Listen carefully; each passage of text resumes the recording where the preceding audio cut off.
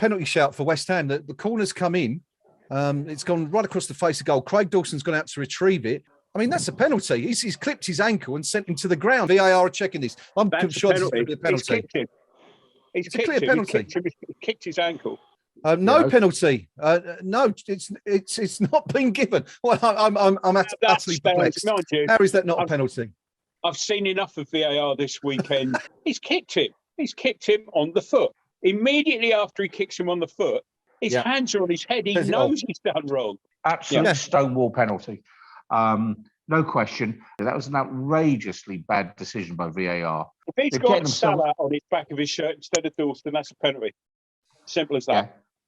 Final whistle was blown at Turf Moor, and it's finished Burnley 0, West Ham United 0. And of course, we will come back to it at some point, but the big talking point of this game is going to be quite clearly the first half decision not to award West Ham a penalty when Dawson was clearly tripped by McNeil in the penalty area. Let's get the chaps' first initial thoughts at the end of full time. Burnley 0, West Ham United 0. Pinky, I'll come to you first. 2 points dropped or 1 gained?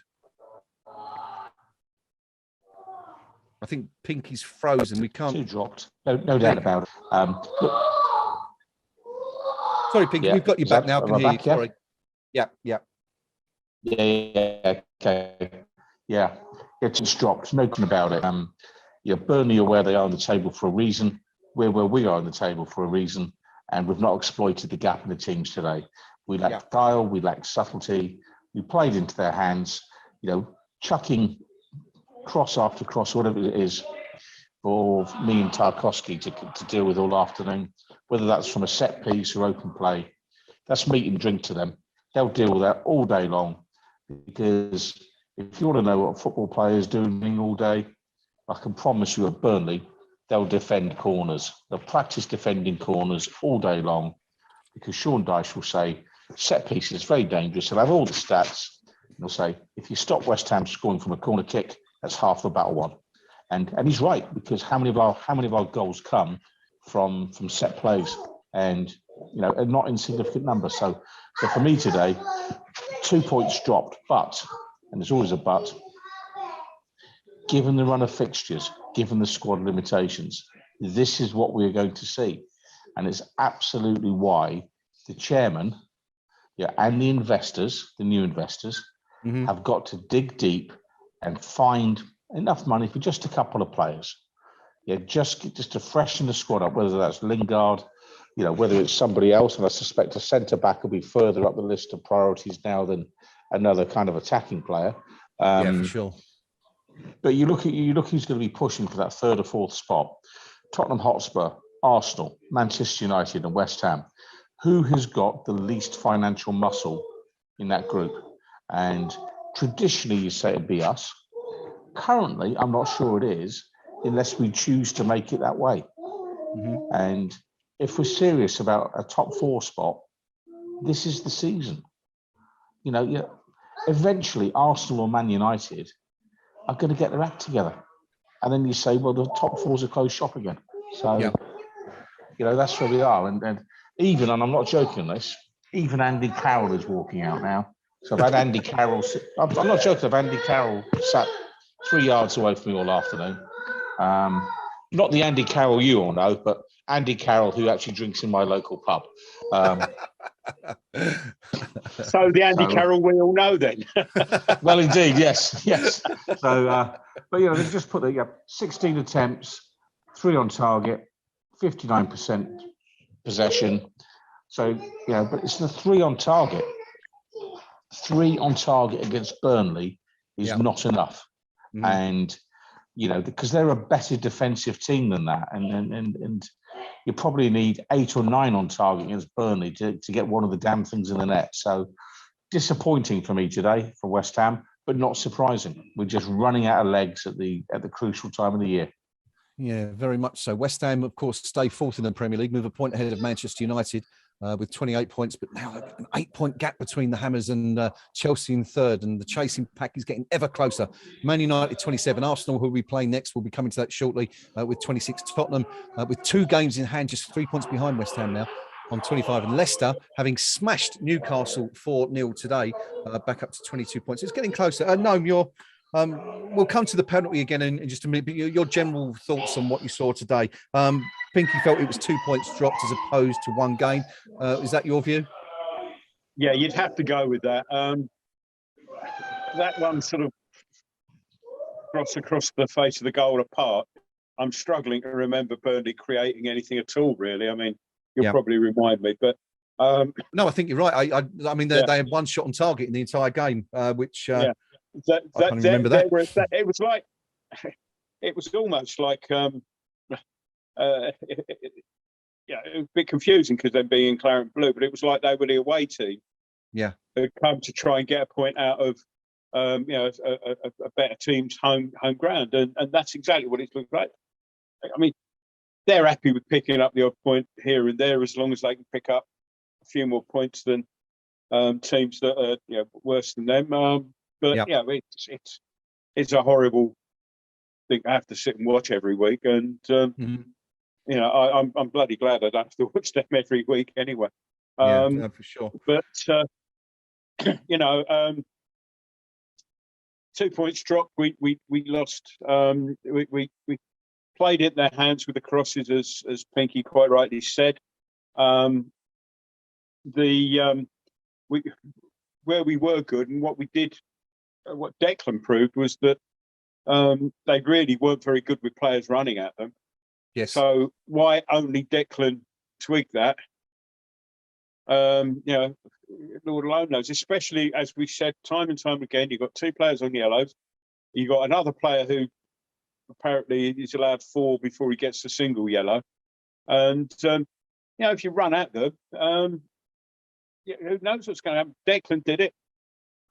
Why didn't Antonio? Why didn't Ben Rama did to a certain degree? But, Ben Rama then when he did get into a promising decision making, forget it, Yeah.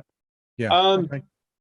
All right. Okay. Well, having said that, I mean, again, I suppose if we're looking for something to smile about, you go back over the last 2 years. It's shows how far we have progressed in the last couple of years. That we're moaning about only getting a point away from home. Yeah, no, this is a fair point, especially at Burnley, which hasn't always been a happy hunting ground for us, over the years. So, that's a very, very salient point you make there. Pinky, Southampton, Crystal Palace, Brentford, Wolves, Burnley. What have they got in common? All teams that West Ham have failed to beat in the Premier League thus far this season. Southampton, Palace and Burnley holding us to a point, defeats to Brentford and Wolves. Are these the games that are going to cost us a top 4 or even potentially a top 6 spot? Yes. In a word, yes, because I spoke about it earlier. There are teams you've got to put to the sword if you have the aspirations to finish in the right end of the table, because they're the teams that do finish in the top 4 beat with monotonous regularity. Our inability to do so. But we love beating Chelsea. We love giving the so-called top teams a spanking. It's great fun, and we all go home or to the pub and go ho ho ho. Yeah, even if it's August. But if you want to get in that top 4, it's you're back to the 2 points a game scenario. Yeah, that's what you're going to do. The Allardyce formula for getting out of the Championship. It's kind of like you want to get in the top 4, you need 2 points a game. That means you've got to be beating some teams home and away. You just have to do it. And the clubs you mentioned, they're the clubs. And for us, I just wonder if it's back to this mental fragility whereby we are not hard enough, we're not seasoned enough to say, go beat them. Go beat them. It's almost as if we still see them as our peer group rather than believing our peer group now is those other teams in and around the top half a dozen places. Yeah. It's almost as if we're confirming we don't belong. We should always tug our forelock, doff our cap, and the way we're going to do that is keep actually dropping points to. I mean, Southampton have been poor this season. Let's not kid ourselves. Palace. Brentford, Palace. They've got a rookie manager. They've got one really good player on loan from Chelsea that's doing it for them. But other than that, you look at those, and I thought, when we'd slaughtered Newcastle the opening day of the season, I thought maybe some of that was going. But now what we've got is everyone's slaughtering Newcastle. Yes. In fact, it's a club that probably needs to get used to a bit of slaughter. Eddie Howe must be quaking in his boots unless results improve. It's everyone's going to beat Newcastle now, because Newcastle now are relegation fodder. Yeah. Which we'll all look forward to. Yes, I think we would. And the implications for that, though, I mean, that's a bad defeat for Newcastle today, because when the transfer window opens up, regardless of the amount of money that the Kingdom of Saudi Arabia choose to throw at their football project, which players are actually going to go there? Because who wants to play in the English Championship? Mm-hmm. Not many players. Not the players that are going to actually win you league titles. That's for sure. No, absolutely. I mean, but the thing is, I'm talking about Newcastle as we are for just a moment. I mean, they're still only 3 points adrift of safety. Burnley move above them now with that point, but Watford 17th, still 13 points. It looks like it's very much developing into a 4-horse race, doesn't it? At the bottom, Southampton 5 clear of the relegation zone now, given that Burnley point. But I think we'll all be rejoicing if we're spared the threat of Newcastle and all those petrodollars, for a season or two at least, anyway. But no, Pinky just made the point there about the importance of of trying to maintain that 2 points a game average. Does this really put pressure on West Ham again?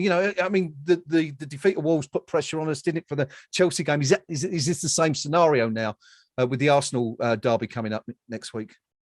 I think the Arsenal game will be slightly different insofar as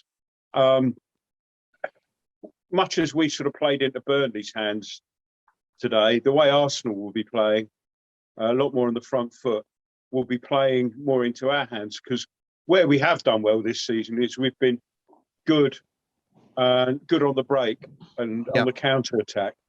And so, I mean, it's a bit of irony, really, but well, not irony, but counterintuitive, perhaps, to say that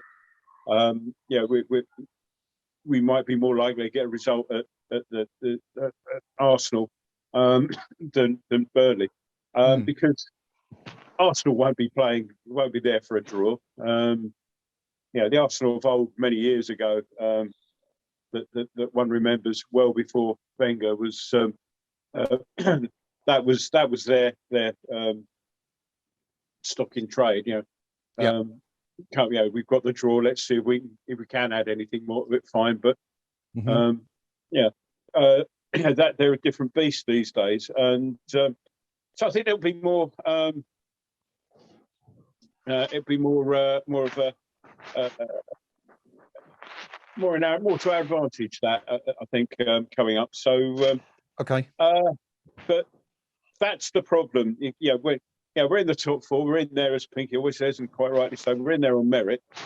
So what you've got to do is, when you get there on merit, you've got to be able to dictate and dominate and put them to the sword.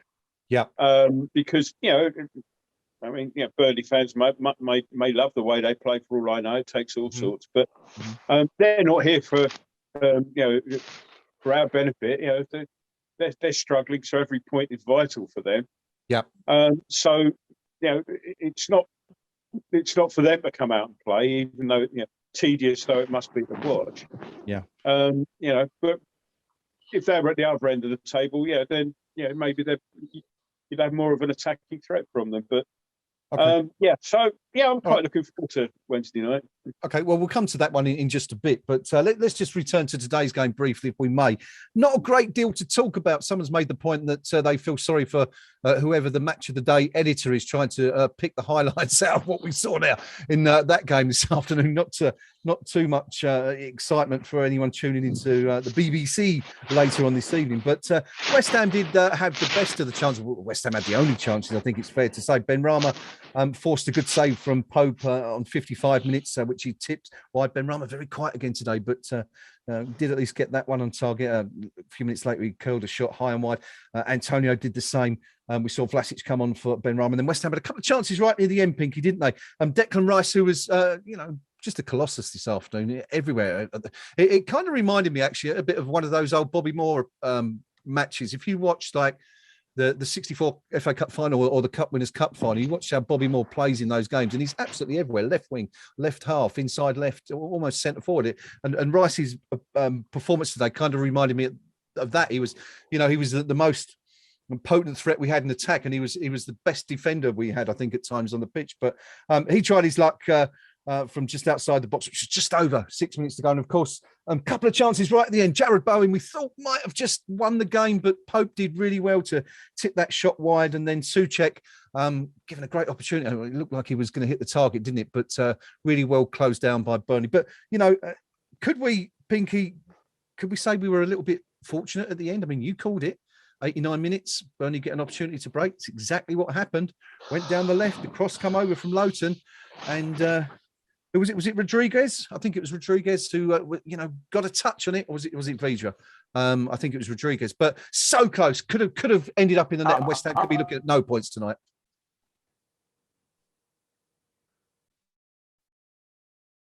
Has it gone? No, absolutely, and. Okay. Sean Dyche. Again. Yeah, we can. You're just cutting out. I'll let you know when you. I think we've got you again. You're moving again. We can hear you, but you're frozen. Can you hear us? I think we've lost Pinky again. Pinky's going to have to chip off pretty soon, so hopefully we can get him back on in just a moment. No, I'll throw that one over to you. West Ham. Oh, okay. No, so professional, aren't we? It's still a better stream than you get from the London now. Stadium. Pinky, we've got you quickly before we lose you again. Were we a bit lucky at the end there to survive? Okay. Yeah, because ultimately, Burnley came closer to delivering their manager's game plan than we came to delivering our manager's game plan. Yeah. You know, and Burnley, I called it all afternoon. They're happy to keep it tight to the 90th minute and then just take their one chance. Mm-hmm. And you know, for the Burnley faithful at Turf Moor, they're used to watching that. You know, is trademark Dyche. So yeah, I think we were a bit fortunate. But before we beat ourselves up too much, we were denied a stonewall penalty, no question about it. We played all the football this afternoon.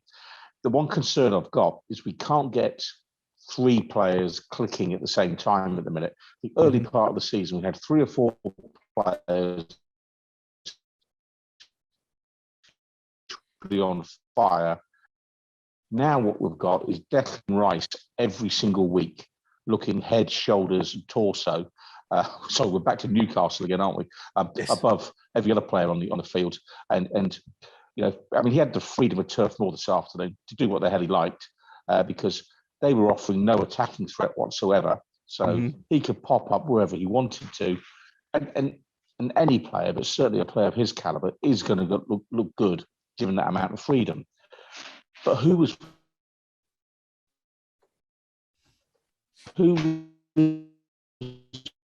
case of start contributing more than we seem to have lost Pinky again, and I know as soon as I say this, he's going to come back on. Yeah, we've lost you again, Pinky. No, this isn't going very well, is it, this afternoon? Splendidly well. I'm enjoying it. Well, Pinky, we've lost you. If you come back, I'll let you know. But you have disappeared. You've frozen on our stream, and we haven't got your voice at the moment. So we'll come back to you if we can. Let's move on to. Come on then, Gnome. Let's do it. Let's do it once. Pinky, we've got you back. I know you've got to go soon, so let's just go back to that moment in the first half. 33rd minute, ball played across the area. Craig Dawson shields the ball from going out. Taylor comes straight through him. Have we figured out any reason yet why both referee Graham Scott and VAR failed to award a spot kick to West Ham? Known first. Scott may have an excuse in that he didn't see it. I'd like to see his positioning for that. VAR, there's absolutely no excuse. They've deliberately not awarded something so that his mate doesn't look bad. That's the only excuse, I don't think. The only reason for not giving that as a penalty was because you didn't want to give a penalty. You know, there's no legal football reason why that isn't a penalty. There's another agenda. It's the only reason. I think we've lost Pinky permanently now. So yeah, it looks that way. Yeah. If we can get him back, we will. But I know he had to shoot off anyway. But yeah, I mean, and it's not the first time, is it? I mean, David Moyes was apoplectic, previously with the decisions that have gone against us, and perhaps earlier in the season we were getting the rub of the green a little bit, but it doesn't seem to be the case anymore.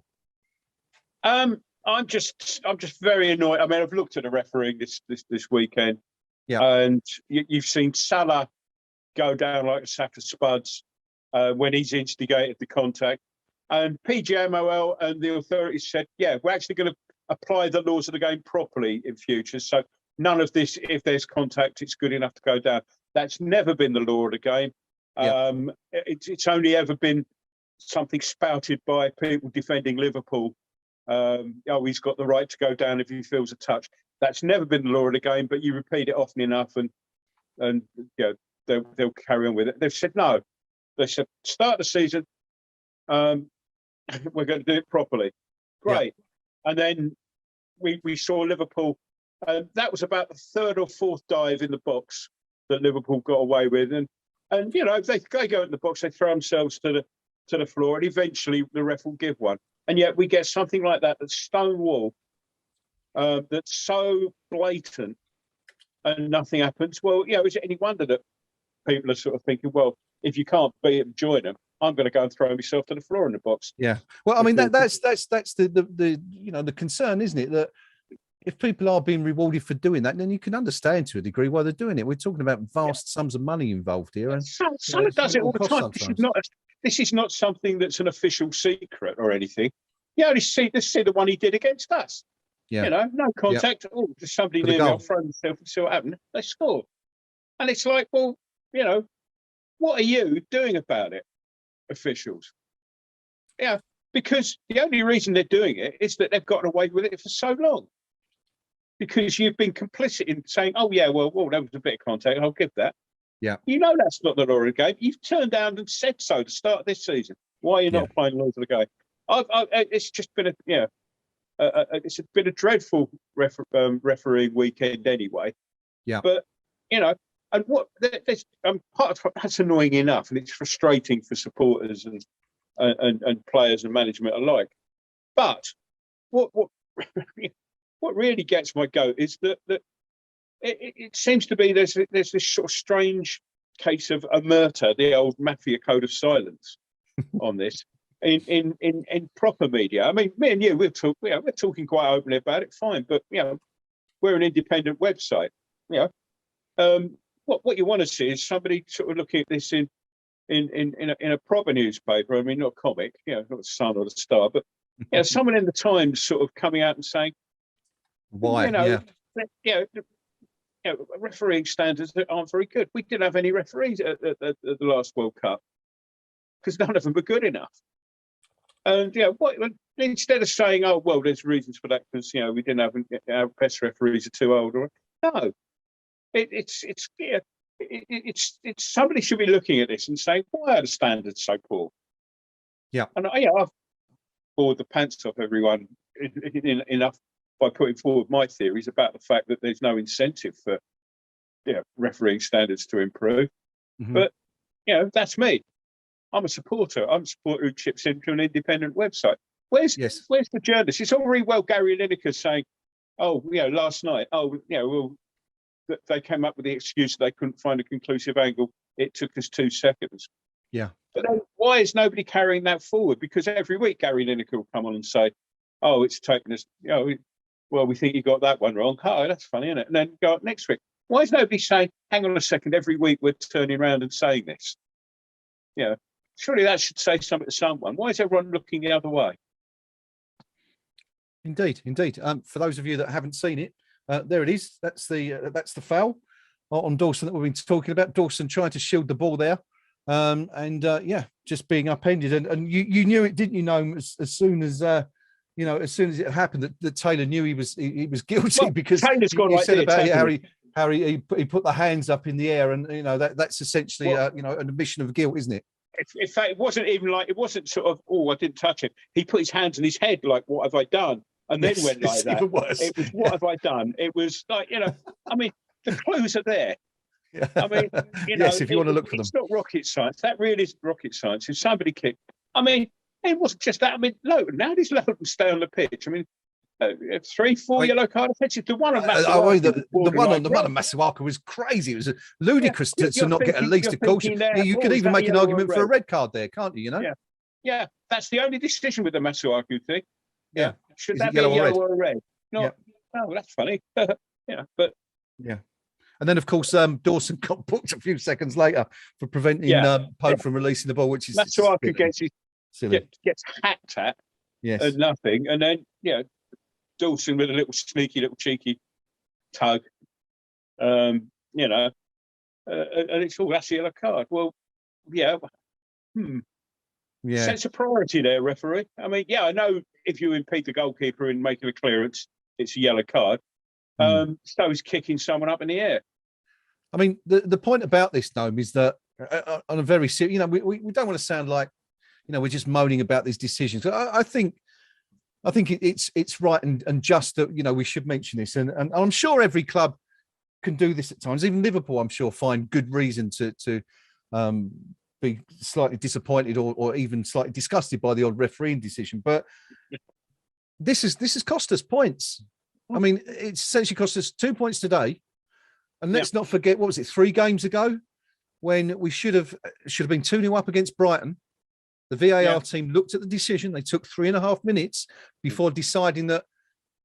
Again, it seemed entirely inconclusive to us, and you still couldn't say with any accuracy or proof that Antonio even touched the ball. It might have brushed his foot, but this is 4 points that West Ham have been denied by VAR, and we could be hours looking at that. Yeah, which wasn't obvious, and then make a decision. Oh, we don't know, but we spent that long looking at it. We better say no goal, and then something that's as blatant as that. Yeah, they take 10 seconds to look at it, and it's Oh well, I'll go with you, mate. It's your round next time we meet. Well, I mean, the thing is, I mean, you've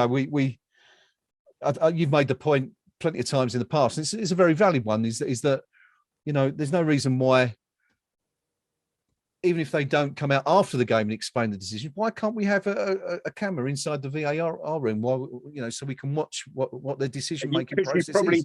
Why? You probably see or hear something you didn't want to, saying, that's what it can be. I mean, it's frustrating, but until somebody mainstream media, somebody from the Times who's got, they've got decent reporters. I mean, the Insight team. I mean, I guess they've got bigger fish to fry than professional football. But, no, surely not. But somebody would actually sort of spend some time and proper investigations. I mean, it's just dreadful. It was. Anyway, should we move on? Let's talk about something else, because I feel people might be getting a bit bored of us complaining about refereeing decisions even though they are very valid points. I think we're long past that event horizon. Yes, Graham. I think you're probably right. Yeah. Sorry, everybody.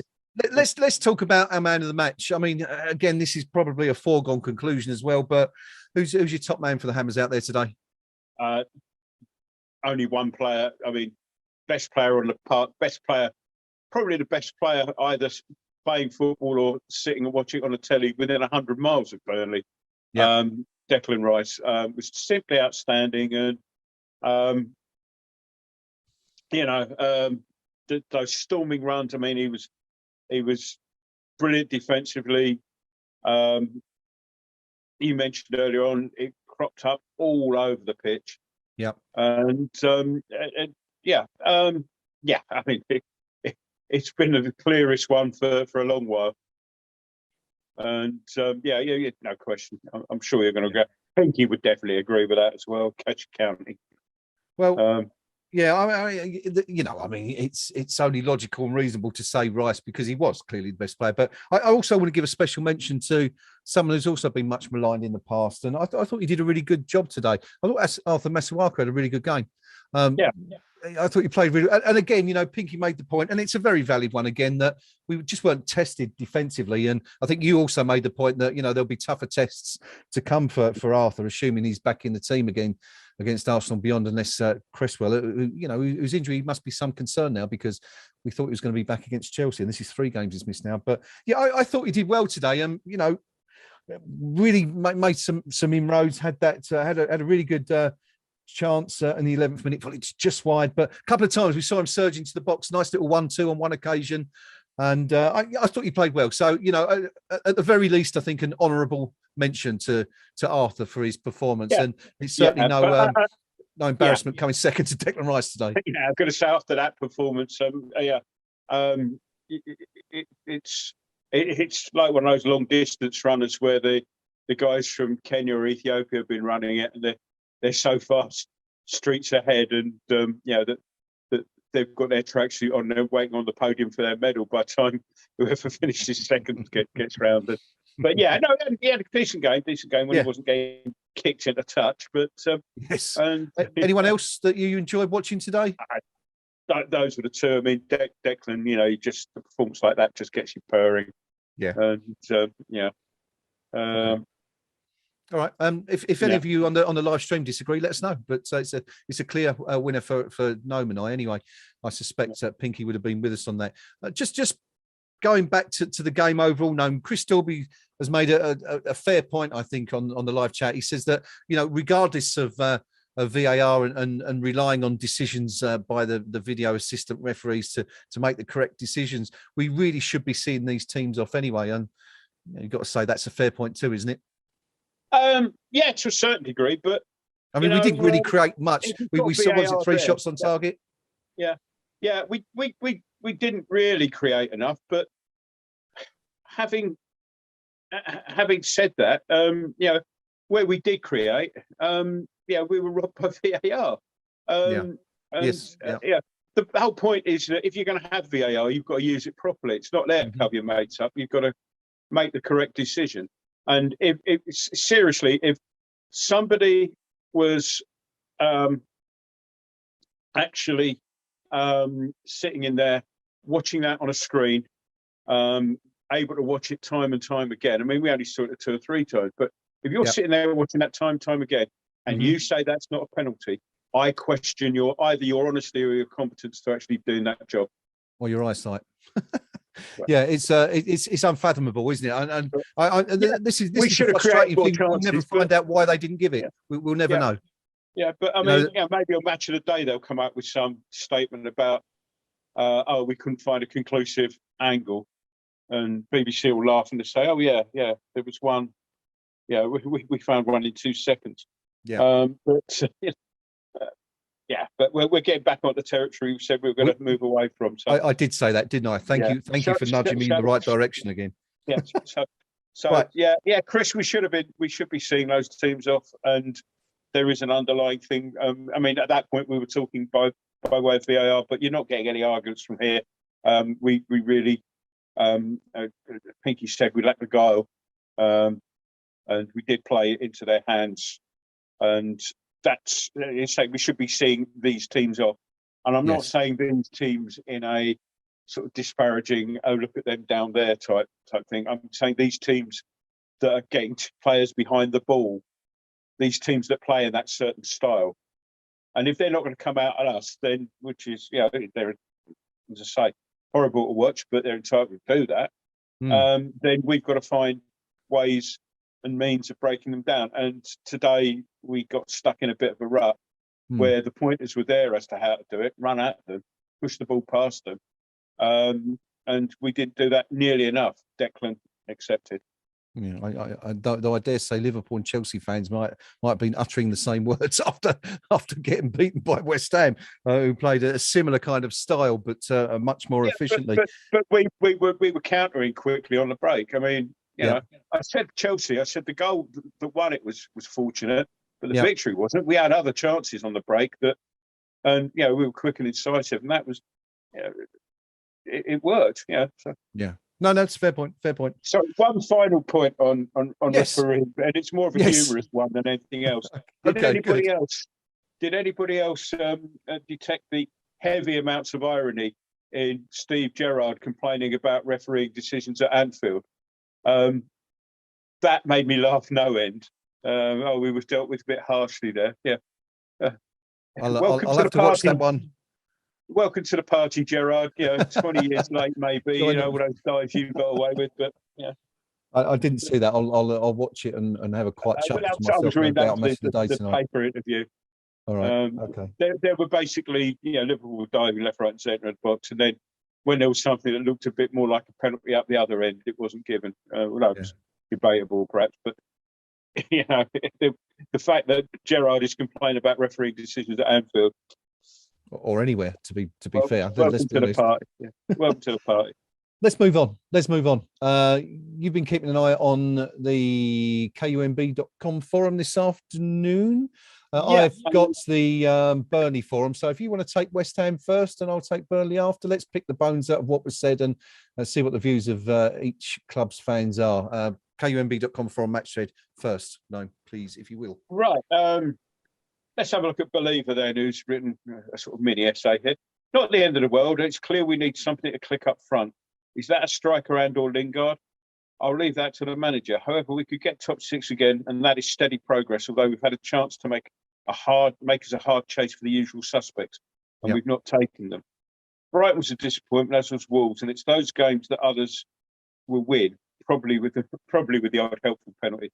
And it's a shame that we don't have the squad to do likewise.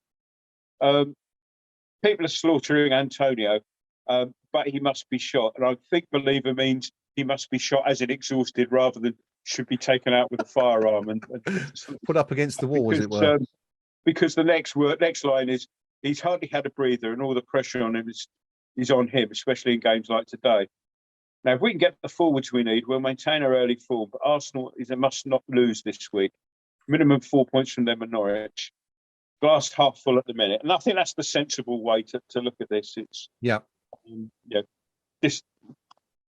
excuse me, disappointing, but hey, we didn't lose, and 2 years ago we'd have been sort of saying, well, good point against Burnley. They're always tough place to come. Yes, so, that's a very valid point as well. Let's have a look. Hammerman 11, just a quote from him there that says, our bench didn't offer much attacking wise. Vlasic and Yarmolenko offer little. Fornals maybe, but what we need is a striker, and as we all know, will we get him in January? Some people saying the game was tailor-made for Yarmolenko to come on. I think Yarmolenko's got to earn the right to come on, and when he had nearly a full match on Thursday night, that wasn't. I didn't see the attitude.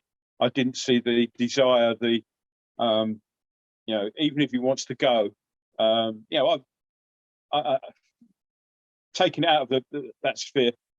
I've left jobs in the past where I've had a notice period, and pretty much after every one, people have come up to me and said, "Well, you've been going for a few weeks, but we know it's appreciated. You do still put in the effort for the last few months or whatever." And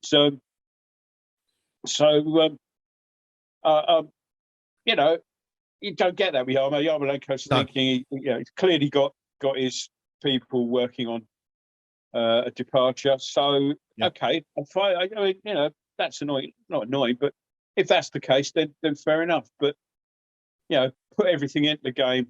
Don't just waltz through it like you did on Thursday night. Yeah, that was really disappointing, wasn't it? Very, very disappointing. Yeah. Any more for us there before we? Lots of comments on the penalty. It's our man of match is eggs and nuts. Our man of match Declan. There's Pope. Frustrating, but we all know playing a Sean Dyche Burnley's never going to be pretty. So I'll begrudgingly take a draw. Yep. Antonio didn't have the best of games, and it's wrong to single him out just because of the result. Hindsight is lovely, but maybe Antonio could have been taken off instead of Ben Rama, and we played with a false nine. Mm-hmm. Penalty, maybe it wasn't, but after this weekend, it would be obviously depends on what team is on display. So, yeah. Okay, good stuff. Not surprisingly, Burnley are pretty happy with the outcome of this afternoon's game. The Weller Nut 70 says, he's not particularly happy. Actually, we'll stop with someone who's not happy because the Weller Nut says that one shot on target in 3 games. Entertaining stuff. I smell a bit of sarcasm or irony there, but not Yeah. particularly happy. But Burnley Milk says, yeah, Pope, very good stay with Ben Mee. A point is good. We have to take that and move on. FC Burnley says, big point, beat Watford in our next game. It will be a good week. Massive game for Burnley in their next one. Jurek says, a point against a top 4 team has to be a decent result. We still don't look like winning. Having said that, I love you, Brady. Definitely not a West Ham fan, you would think. Says, I didn't think that was too bad. Decent point, and we played a bit at times. Could have scored at the end with Jay or Vids. The enclosure, continuing the theme, not a disaster, that he says. And Milltown 1882 says, if it wasn't for Pope, that would have been 4 or 5-0. Luck covers up a dire performance. Taffy on the wing, few. A great point against a very good team. And finally, Saffron says, it's a great point for Burnley, but we need a big upgrade. What's the championship for us next season? Will they survive this season, though? I think they're going to depend on being just better than the bottom 3. At the moment, what we got. What bottom 3 at the moment? It's Newcastle, Norwich, and Burnley. Yeah, Burnley. Yeah, so it's still there. So you've got Norwich and Newcastle 10 points, Burnley 11 because of the point today, and then Watford 13, Southampton 16. Yeah, I mean that Watford game's a big one. I think if Watford beat Watford, I mean, aren't very good, but at least they have some sort of attacking intent about them. And I think Burnley might be in a bit of trouble this year, because it's all very well, but getting your 11 men behind the ball, but it's they've got to start winning, and one game up to nearly just before Christmas. That's, even if you're drawing a few, it's not staying up form, is it? Not at all. I mean, they've that's a huge game, isn't it, at Turf Moor this Wednesday night against those two, the Clarets and the Hornets. Burnley, of course, have been in the Premier League for this is the 5th season in succession in the Premier League. They were there in 2014-15, but were relegated immediately back to the Championship before coming up straight away after winning the old second division, as us old timers like to call it, or just the second division, actually, not the old one. But yeah, it does look like they're struggling a bit, doesn't it? And who's your 3 to go down, just out of interest? Would you go with who's there at the moment? You think Newcastle are unlikely to recover? I mean, it was a big defeat for them today. Lots of enthusiasm with Eddie Howe coming in, but absolutely hammered at the King Power this afternoon by Leicester. You see, they've got a problem because expectations are raised because all this money's come in, and but ideally you'd have wanted that sometime in the closed season. Mm-hmm. So they could actually start building right. You've got this position where, okay, they've got all the money there, but there's nowhere to spend it for another couple of weeks. Yeah, and of course, all the while, if you're losing games and looking less and less likely to stay up, then you get to January the 1st, and you're a decent player somewhere in Europe, and your agent rings up, hello, I've got you a move to the Premier League, and the guy goes, oh, who is it? Hoping it's one of the big, well, even us maybe hoping it's us, and they said, well, it's Newcastle. Hello. I mean, it's it really they're going to try and find it difficult to attract players now. Yeah. I can't quite. I mean, you and Pinky were taking a bit of delight in the fact they might go down a bit earlier on, and I mean, I've got personal reasons for not wanting them to go down. I've got some very, very good friends who support them, and I've always, as you know, my best mate who passed away earlier on this year was a big Newcastle fan, so I've got kind of a soft spot for them. I don't want to. That doesn't mean I want them to do well. But I kind of want them to finish 4th from bottom, just so we can have a good couple of weekends next year, and and that sort of thing.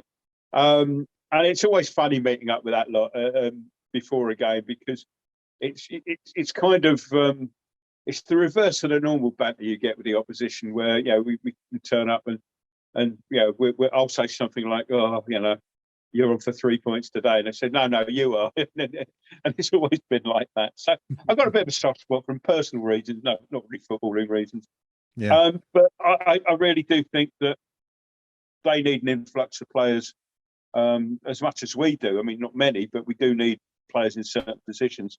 They've got the problem. Fine and wonderful city it is, and lovely countryside, and it's a nice area. I like the place, but you're a decent European footballer. Your first thoughts, if you're not going to sign for Manchester City, is, well, London's a good city, isn't it? That's a place to be. Where it's all happening. It's not Newcastle, and so they're always going to have that problem anyway, with the geographical thing. I think that's sorry, I think that's a little bit of a moot point these days, though, because with the ease of travel, and we're talking about the huge finances involved, the players can still live in London and go and stay in Newcastle for a few days, do some training, come back for the weekend if they're not playing a game. It's not, what I'm saying is, it's not beyond the realms of possibility for players to live in the south and still commute there, to Newcastle. Helicopters and clubs. I think like Newcastle's stretching it a bit, though, isn't it? I mean, but there you go. But I fear for. I think the bottom three. I mean, having said that, I'd really like Burnley to go down because, and as I say, I know they've every right to play in whatever way they want like and all that. But God, it's not football, is it?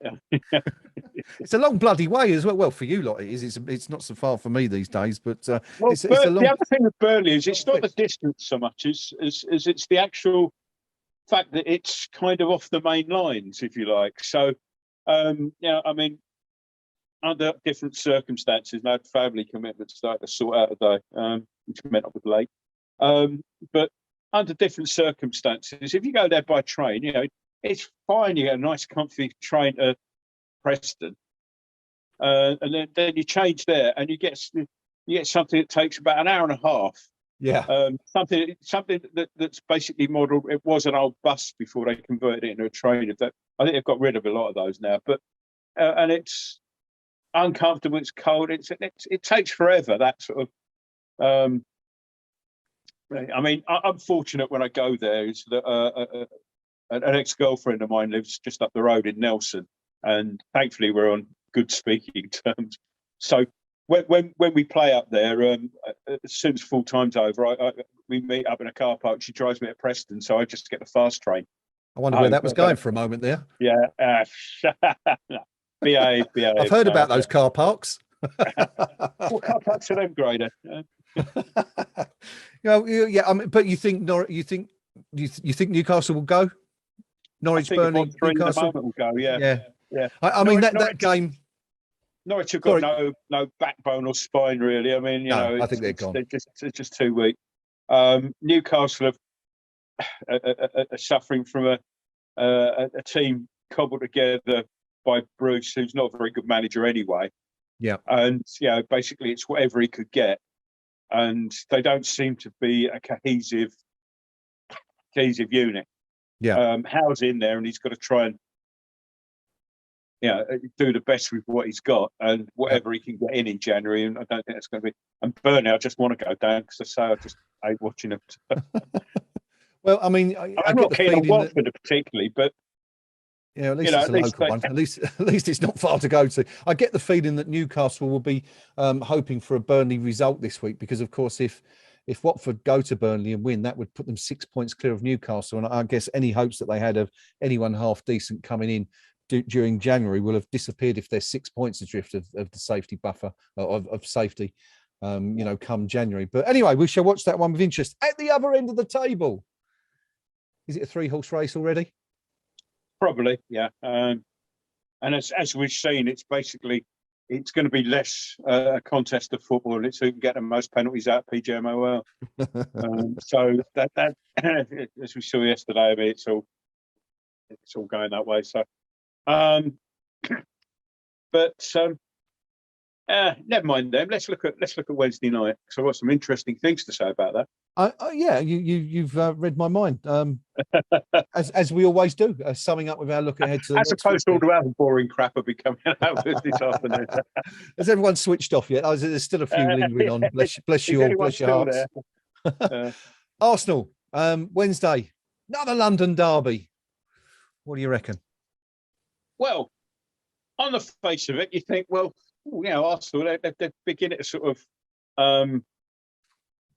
sort of come up a bit. But I watched their match with interest on Match of the Day last night, and to say 3-0 flattered them is something of a major understatement. Fair to say, Arsenal's best player was Ramsdale yesterday. I think he made save after save after save, and I think really the difference between Arsenal and Southampton yesterday was the keepers. I mean, Southampton had just pulled in Caballero on a sort of emergency deal. He was a free agent, and I was surprised when they said he was 40 because he played like a 50-year-old, and it was. 3-0 was very flattering, and I saw a lot to be encouraged by. Right. In that, not the result, obviously. Your team you're playing next wins 3-0, but Southampton gave them a torrid time. Now Southampton ain't very good. We are. So I'd say that I'm looking forward to this, and I think we can get I think we can get a result out of this on Wednesday night. Do you mean a winner or just a draw? I think we get a win. Yeah. Okay. Been a while, isn't it, since we went over there and took 3 points home? We've done it though. Yeah, we have. The first team to do it. First. Indeed, we were. Indeed, we were. Of course, I guess it's given added importance that game because if Arsenal win that, they go above West Ham for the first time this season. So I think there's the fact that I don't think Arsenal is as good as that result suggests. Secondly, they ain't going to be sort of getting everyone behind the ball and just basically kicking lumps out of anything that moves.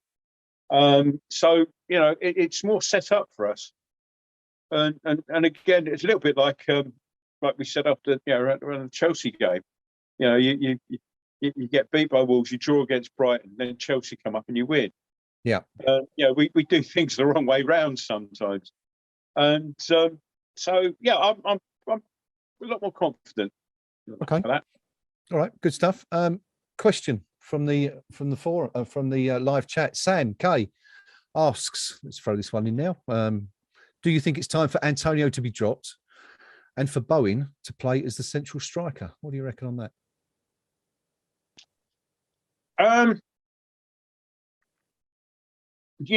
Thinking back to today, it might have been something to consider because Antonio was clearly getting no change. Yeah. Against Arsenal, no, I don't think I would against Arsenal. Okay. I think the time to be doing that is if we've got other options. Would today be a good idea to try it? Do you think? It would certainly have been something different in the last 20 minutes. But Antonio was really. I've seen there are a few people suggesting it was a mistake to take off Benrahma. I don't quite agree with that because I just they're saying we look like lively with Benrahma on. Up until the point that he got the ball and then made a wrong decision. It was to say that Vlasic shouldn't have made the right decision in those situations. So, it's an interesting tactic. And I mean, we did it earlier on, didn't we, with when Antonio was suspended for his losing his rag against Southampton. So, that's right.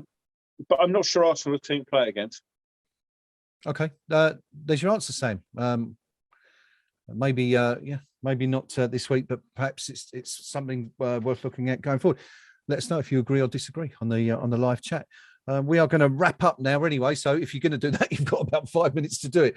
But we've spoken about Arsenal, Gnome, that impending fixture, tough game for West Ham, as we said.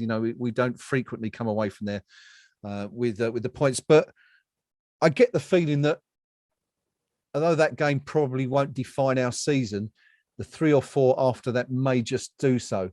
After Arsenal, forgetting the Tottenham game, because it's a cup game, but looking at the 4 league games after that, at home to Norwich, at home to Southampton, away to Watford, and away to Crystal Palace. So I'm thinking that anything less than 8 points wouldn't be good enough in the position we're in.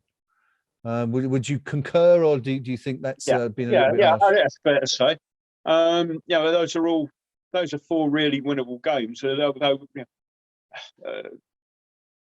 I don't think the defences of those four teams are as particularly well drilled as perhaps Burnley's are.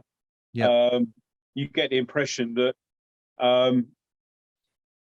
Burnley training sessions are, if they have a 3-hour training session, it's 2 hours 55 minutes of defence against defence, and then a bit of shooting practice for the strikers a bit later on. But I mean, those defences are again they're not exactly well. Palace maybe they're at home sort of thing, but Norwich are trying to make themselves difficult to beat. That's their first step. Going on to win games is the next step. But I saw a chunk of their Man United game last night, and with Norwich, I think it's just a case of that. The new manager's obviously getting things a little bit more organised, but they haven't got the belief yet. Yeah. Even though they've had a couple of, a win and a couple of draws and all that. Yeah, but they went 4 games unbeaten, didn't they? A while ago. Yeah. But even though that's when you look at a team, you can see the sort of arrogance, the confidence going through it. And even though we didn't break them down today, it was, we had that swagger about us. And it wasn't a game today where, we may have been bereft of ideas, but it worked for want of trying, sort of thing. In most, whereas sometimes you see us sort of, amble through a 0-0 in the past and think, oh, 0-0. Oh, I mean, we're sitting there angry and annoyed and disappointed in that, mainly because of the domination of the play, what we had. So I don't think that those 4 teams will cause us the same problems, even though they might set up to try and do that. I don't think they've got the players to do that. So, What do you reckon points-wise then from those 4 fixtures? Well, we've got 3 from Norwich. What's next? After Norwich, we've got Southampton at home on Boxing Day. 3 from that. And then we go to Watford 2 days later. I think we get 3 from that. And then lastly, it's a trip to Palace. Probably a point from that. Okay. So that's you're going for 10 then? Yeah. I think that's right. 3, 3, 3, and 1. Just about worked that one out. It's been a long day, but all right, 10 points. I think, I think we'd all be happy with that, wouldn't we? 10 points, and it would certainly put us back in contention. I can tell you, actually, we were wondering about Aaron Cresswell's availability. David Moyes has just said in his post-match press conference that he expects Cresswell to return for the Arsenal game and that he trained fully earlier today. So that's some good news anyway, after what's been a fairly disappointing afternoon for West Ham. Cresswell coming back, although as we said, after Masuaku did a decent job out there today. He himself well today, but he did, didn't he? I think we'll need a bit more defensive toughness, that defensive toughness that Cresswell will bring us. And attacking prowess as well, because we missed that, don't we? I mean, he delivers an awful lot of crosses and corners that are spot on as well. Corners are disappointing today, so again we welcome Cresswell back with that. All right. Well, let's wrap up with a couple of numbers for you. Overall match stats this afternoon: Burnley 40% possession to West Ham 60%. Burnley 9 shots at goal. How many on target? Gnome, have a guess? What? Yeah, I didn't see the whole game. Remember, I'm still struggling to recall the effort on target that they had. But anyway, we're told they did have one. I don't recall Fabianski making a save, but anyway, West Ham 16 shots. Conversely, only 3 on target, just not good enough. As Pinky said earlier, against the team struggling and in the bottom 3 of the table. 6 corners to Burnley, 14 to West Ham. Gnome's favourite stat: XG Burnley 0.76 expected goals. West Ham 1.06. So not an awful lot there. And Declan Rice's game by numbers. We like doing these. Declan Rice 70 touches today, 82.7% pass accuracy, 19 passes in the final third, attempted 15 completed, which is pretty damn impressive.